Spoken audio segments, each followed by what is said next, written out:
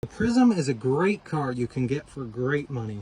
Because actually this is a 1990s Corolla. It used to be the Geo Prism, and then Geo went out of business, so it became the Chevy Prism. Technically still a 90s Corolla, and it still has the Corolla motor in it. Believe it or not, the oil in this thing looks literally brand new.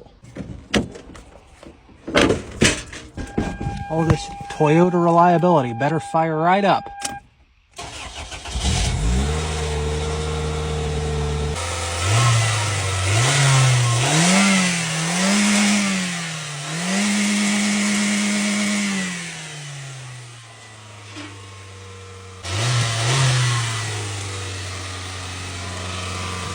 I wonder what's smoking so badly. It has nothing to do with the fact I redlined it.